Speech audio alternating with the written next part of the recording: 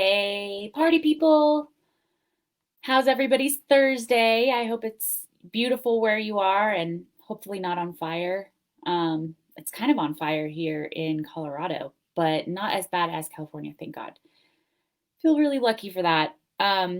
So today I wanted to go live about something that makes a huge difference. It's this small little thing. But most people, a lot of people don't do it, or if they do it, they don't do it correctly necessarily. So it's pre-qualification. Basically, whenever somebody makes an appointment with you to talk to you or have a sales call or a meeting of some kind, to have them fill out a form that asks the questions that let you know if that person is a good fit for you. So that part of it is really key as well. So if the person is a good fit for you, not like a general form that a lot of people like copy over something that somebody else is using that, asks like age and gender or something, which should have nothing to do with your offer unless it's like health related or something. Um, so that customization of what a good person is to work with you, but also like if that person is somebody who can realistically work with you, like afford to work with you, for example. So to give you an example of how to customize it, I'm working with a client now who has a health offer related to anxiety, right? So he found that the people look for patterns in your audience. He found that the people he was talking to who closed the most were the people who had read these books that he mentions in all of his videos, and also people who had been following him for a while. So we changed the form to ask if they had read those books and if they, where they had seen his content, basically. Um, and we removed the questions about age and gender and got really specific on how much solving their anxiety would be worth to them and if they're able to invest that much. So this has made a huge difference in knowing if somebody is a good fit going into it. Also, you have to determine it's specific to anxiety. So not like people who are, bipolar or severely depressed. Like you have to get specific about that too. So you want to make the most of everybody's time, right? The person that you're talking to doesn't want to talk to you if it's not a fit either. It's frustrating to get on a call with somebody that you're hoping has the solution that you need, only to find out that you can't afford it or it's not a fit or whatever. So if it looks like on the form that they might not be a fit, you can reach out to them and say, hey, like, really excited that you're interested. Thank you so much. Saw this and wanted to let you know that our program is about that. And in order to respect your time, wanted to check with you if this is still what you're looking for, or if this is what you're looking for after we talk, if you're able to invest this amount. And people are typically really grateful for that information because I mean, I will say there are people who just want to waste their time on the phone. Like we have one of the sales teams that I manage, it's for insurance agents, P&C agents only, not life agents.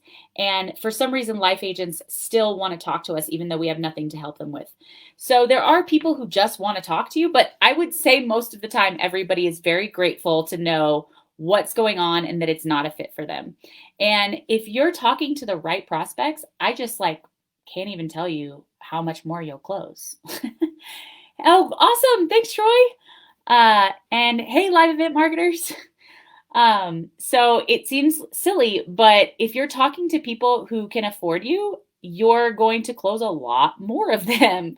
So it's a huge expenditure of energy for you and the person you're talking to whenever you have a conversation with them. So it can be very discouraging if you just continue to talk to people who are a bad fit. And then it feels like, oh my gosh, no one wants to work with me. And it's like, that's actually not the case. It's just that they're not a fit. So a lot of people are scared of this because they think, oh, well, if I pre-qualify them and I exclude people, then I'm going to sell less. But actually, you're going to sell more because your energy and your emotional state are going to be in a much better place. Like you will show up to that call. Imagine if you knew beforehand the person you were going to talk to was a high quality, perfect fit for you.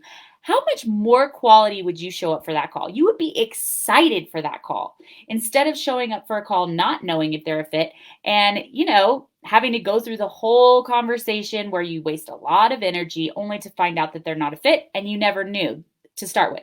It makes a big difference in how you show up for the call because your energy and mental state is everything in sales. So it is respectful to you, it's respectful to your prospect, and it saves a ton of your time.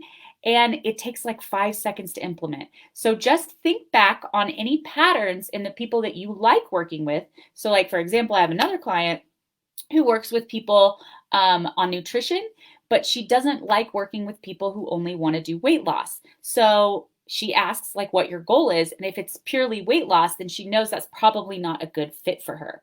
So think back on the patterns of people that you like working with and people that usually end up working with you, and come up with questions that get to that, and look at your pre-qualification form and notice, is do I get anything from that question that helps me better understand if this person is a fit for me? And if the answer is no, get that question off of there. And if it's something that you can ask on the call and it doesn't actually give you good information beforehand, get that question out of there. You want the pre-qualification form to completely just solely be about how to know if this person is a good fit for your solution and if it's somebody that you would enjoy working with. And that's it. And it's really easy to just set up through like Calendly, for example. They have a form for anybody that wants to book a call with you. You just put some questions in there and they can book it. And every calendar scheduling service offers that. So it's very, very easy to implement. You can just direct people to your calendar and then have a better idea of, whether it's going to be a productive conversation.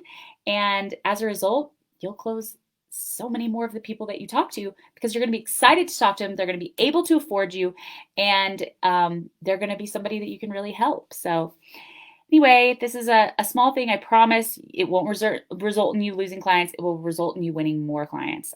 I swear on my life. Please just try it a couple of times. All right. I hope that you guys all have a wonderful week, and I will talk to you next week.